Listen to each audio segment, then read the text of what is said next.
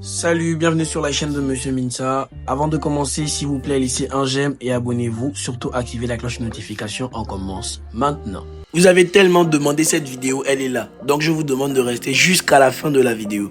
Vous avez tellement demandé la vidéo qui concerne le développement du commentaire composé. Je dis bien la vidéo, elle est là. Réalisée par le meilleur enseignant de français vivant au Gabon, Monsieur Ibrahima. Voici le commentaire composé. Je me suis battu pour avoir ce document intégral là. Voici le commentaire composé. Je dis bien, voici la vidéo du développement portant sur le commentaire composé. Donc, on va aller très rapidement. La première des choses d'abord, c'est qu'il fallait voir la vidéo sur l'introduction que j'ai réalisée. La deuxième des choses, il fallait voir aussi la vidéo sur le fait de comment rechercher les sous-axes. Si vous n'avez pas eu le temps de voir ces vidéos-là, sortez de cette vidéo, allez d'abord voir la vidéo sur l'introduction, après regardez la vidéo sur comment trouver les sous-axes. Ce sont des suites. Ça se fait de façon chronologique. Je rédige d'abord mon introduction. Après l'introduction, maintenant, je vais chercher les sous-axes. Les sous-axes, c'est ce que je vais utiliser dans mon développement. Donc là, on a un schéma de rédaction. On dit que dans le plan détaillé, on doit déjà savoir que on aura deux axes, l'axe numéro 1 et l'axe numéro 2. Et on nous dit que dans les axes, donc dans les centres d'intérêt, dans l'axe numéro 1, on aura deux sous-axes, le sous-axe 1 et le sous-axe 2. Et dans chacun de ces sous-axes-là, on aura ce qu'on va appeler des outils d'analyse. Donc pour chaque sous-axe, on doit avoir 3 outils d'analyse. Je reprends. On aura les axes centraux, donc les centres d'intérêt, les deux axes. L'axe numéro 1 et l'axe numéro 2. Et dans chacun de ces axes-là, on doit retrouver ce qu'on appelle des sous-axes. Si on prend le cas de l'axe numéro 1, dans l'axe numéro 1, on va retrouver deux sous-axes. Le sous-axe numéro 1 et le sous-axe numéro 2. Et dans les sous-axes, on doit retrouver les outils d'analyse. Pour chaque sous-axe, on doit retrouver 3 outils d'analyse qu'on devra interpréter et après on devra ressortir les lignes dans lesquelles on retrouve ces outils d'analyse-là. C'est tellement... Laissez d'abord un j'aime sur la vidéo là. Je dis bien, je vais supprimer la vidéo là s'il n'y a pas un nombre de j'aime conséquent.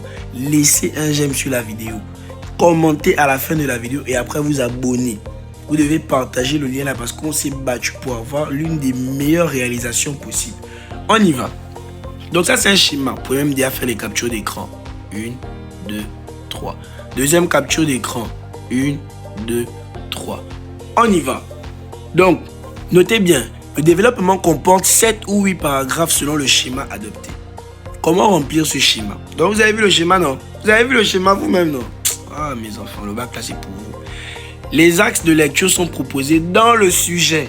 Ça c'est clair, c'est ici là. Là. Les axes de lecture sont proposés dans le sujet. Dégagez pour chaque axe au moins 2 sous-axes. Identifiez les passages du texte qui sont en rapport avec les sous-axes. Proposez pour chaque outil d'analyse une interprétation afin de lire le sens. Et on nous dit, sautez 2 lignes entre l'introduction et le développement. Rédaction maintenant. Premier paragraphe, on appelle ça le paragraphe introducteur de la première partie. Donc dans ce paragraphe-là, on retrouve de quoi il est question, on retrouve le nom de l'auteur et on donne aussi l'axe qu'on s'apprête à développer. Regardez comment ça se rédige. Donc on va dire, dès la première lecture de ce texte ou ce poème, 2, je ressors le nom de l'auteur. C'est trop facile, hein? Oh non, c'est vraiment trop facile. Mettez-moi les j'aime là-bas. Ah, dès la première lecture de ce texte ou ce poème, 2, je donne le nom de l'auteur, se dévoile l'axe de lecture numéro 1. Donc je n'écris pas ça, je donne maintenant le nom de l'axe. Je mets un point. Cette idée est renforcée à travers certains motifs inhérents du texte. Point. On reprend maintenant selon s'il y avait des éléments bien précis. On dira, dès la première lecture de ce texte de Minsa Jeff, se dévoile la vision d'une vie ardente. Point. Vous voyez un peu à quoi ça ressemble, non? Voilà. Cette idée est renforcée à travers certains motifs inhérents au texte. Point.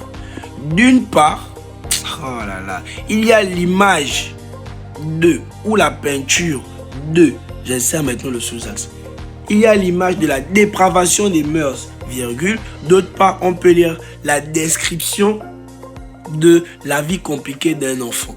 Donc, vous voyez que là où il y a ces vides-là, je dois seulement remplacer par ce que j'ai pu trouver dans la recherche de mes sous-axes. C'est trop clair. Arrêtez le premier paragraphe. Donc, le paragraphe introducteur qui insère de quoi je vais parler. Donc, on a bien dit ici, là, l'axe principal. Ensuite, je ressors le sous-axe numéro 1 et le sous-axe numéro 2. Une fois que j'ai fini le paragraphe introducteur, je vais maintenant passer à l'insertion du sous-axe numéro 1. Pour ce qui est du, je ressors maintenant le sous-axe numéro 1. On va peut-être dire, pour ce qui est de la dépravation des mœurs, point. Elle est suggérée par la présence, donc, si c'est comment on appelle ça, un nom masculin, on dira, il est suggéré par la présence de, vous voyez un peu. Là, on va prendre quelque chose au féminin, on va continuer. Elle est suggérée par la présence de divers procédés littéraires, point. D'abord, nous avons, je ressors le nom de l'outil d'analyse. Est-ce que vous suivez? Je ressors le nom de l'outil d'analyse normalement. Si c'est une figure de style, je vais dire nous avons par exemple la métaphore et je donne le passage. Ensuite, le numéro de ligne. Nous avons la métaphore, je donne par exemple. Ou même la comparaison si on veut d'abord comprendre. Donc, nous avons la figure de style de type comparaison. Je donne le passage, je mets ça entre guillemets. Il est rapide comme une panthère. Après, je ferme les guillemets. À la ligne numéro 7. Point. Ainsi, à partir de la présence de cet outil d'analyse, l'auteur veut montrer comment le jeune Mintsa était assez rapide lors des compétitions sportives. Point. Donc vous voyez que ce sont des choses assez simples que cela puisse paraître. Je dois juste respecter les éléments qui me sont donnés là. Je continue. Ensuite, cette même idée, donc je rappelle le sous-axe, transparaît encore à travers, je donne maintenant l'outil d'analyse numéro 2. La phrase affirmative, l'homme est méchant. Par exemple, comme cela est clairement mentionné dans le passage suivant. Donc, désolé, je me suis un peu trompé. Cette même idée transparaît encore à travers une phrase affirmative, comme cela est clairement mentionné dans le passage suivant. L'homme est méchant. Tiré à la ligne numéro 12. C'est bon? Ok. En vous basant sur cette phrase affirmative, il est indéniable, donc ici, on continue, il est indéniable que cet outil d'analyse témoigne de le sentiment de l'auteur ou ce qu'il veut mettre en relief. Juste ce qu'il veut mettre en relief. Enfin, en employant, je mets l'outil d'analyse numéro 3, tel identifié, je ressors le passage, je ressors le numéro de la ligne ou encore le vers. Nous voyons bien que j'interprète. Donc en gros, c'est un peu ça. Ce que je dois résumer, c'est quoi? Je prends d'abord l'outil d'analyse. Après avoir pris l'outil d'analyse, ce que je vais faire par la suite, je vais devoir ressortir le passage. Donc, comme j'ai eu à dire, d'abord nous avons, je donne le nom de l'outil d'analyse. Donc par exemple, d'abord nous avons une figure de style de type comparaison. Nous avons la figure de style appelée comparaison. Je mets en guillemets le passage, donc la phrase qui confirme que là c'est une figure de style. Mintsa est rapide comme une panthère. Je ferme les guillemets. Je mets la ligne. À la ligne numéro 5. Après j'interprète. Point. Ainsi, à partir de la présence de cette comparaison, l'auteur veut montrer que je dégage l'information. Donc vous voyez que ça fait quoi? Ça fait recherche de l'outil. Donc ça veut dire qu'on fait quoi? Insertion. Donc je mets l'outil, je donne l'outil, je donne la phrase qui confirme l'outil. Après cela, ce que je vais faire, c'est quoi? Je vais donner la ligne où on retrouve la phrase en question et après je vais devoir interpréter l'utilisation de l'outil dans cette phrase. J'espère que là c'est clair. Je donne d'abord le nom de l'outil d'analyse. Après ça, je donne le passage où on retrouve l'outil d'analyse. Après, je donne la ligne qui permet de situer le passage où on retrouve l'outil d'analyse. Et après, j'interprète. C'est juste ça. Et on vous a dit, vous faites ça. Donc, dans chaque sous-axe, on doit retrouver 3 outils d'analyse. Dans chaque sous-axe, pas dans chaque axe. L'axe, c'est le titre principal. Les sous-axes, on peut comprendre ça comme des arguments. Mais pour les arguments, il faut étayer les arguments là avec des sous-arguments. On va comprendre ça un peu comme ça. Donc, il faut faire ça 3 fois. L'argument est vrai parce qu'on peut dire ça. L'argument est vrai parce que j'ai vu ça. L'argument est vrai parce que j'ai encore aperçu ça. Donc, 3 fois. Donc, dans chaque sous-axe, je dois avoir 3 outils d'analyse. On se comprend. Donc, l'axe 1 aura combien de paragraphes? On aura 3 paragraphes dans l'axe 1. On aura le paragraphe introducteur. Donc, le paragraphe qui me permet d'insérer de quoi il est question. Ensuite, on aura le deuxième paragraphe qui va me permettre de faire entrer le sous-axe 1 où j'aurai 3 outils d'analyse. Ensuite, on aura maintenant le paragraphe numéro 3 où j'aurai le sous-axe numéro 2 où j'aurai encore 3 outils d'analyse. Après, je vais insérer le paragraphe de la transition. Notez bien, la transition, vous pouvez la rattacher à la ligne ou bien vous pouvez sauter de ligne. Moi, je conseillerais même de sauter une ligne. Vous laissez un espace et après, vous mettez votre transition. Exemple de transition.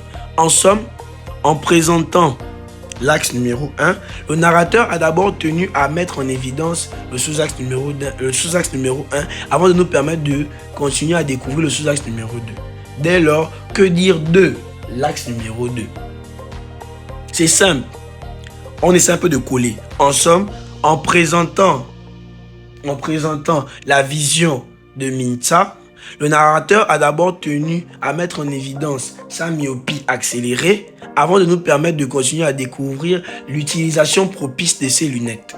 Dès lors, que dire de la vengeance de Mintza, par exemple? Vous voyez un peu, c'est juste ça. C'est juste ça, c'est pas compliqué.